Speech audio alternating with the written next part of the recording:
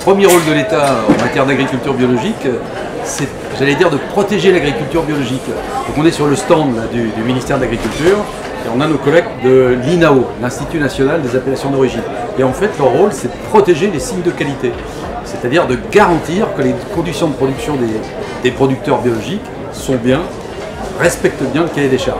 Donc le premier rôle de l'État, c'est celui-là. Et puis après, on a un rôle financier, on a un rôle d'appui. Donc alors, si vous voulez, l'État est le financeur de la conversion à l'agriculture biologique. Donc dans la région, ça pèse sensiblement 30 millions d'euros par an avec les crédits de l'État et de l'Union européenne.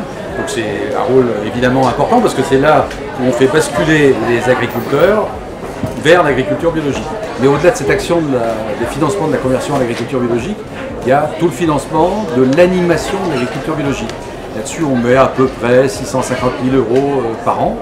Et donc, on a un certain nombre d'interlocuteurs, de partenaires de l'agriculture biologique, le réseau des chambres, la Fédération régionale de l'agriculture biologique, mais aussi le cluster bio, il y a des gens qui s'intéressent aux circuits de mise en marché, tout un tas de réseaux de partenaires. Et donc, nous essayons de les financer de telle manière à ce que l'agriculture biologique progresse en Auvergne-Rhône-Alpes. Je vous rappelle que 50% de plus d'exploitation en agriculture biologique en 5 ans dans la région. Pour nous, c'est essentiel de dialoguer avec tout le monde, dialoguer évidemment avec ceux qui s'intéressent à l'agriculture biologique, parce que l'agriculture biologique, elle a un intérêt, c'est qu'elle interroge l'agriculture dans son ensemble. Elle a en général innové,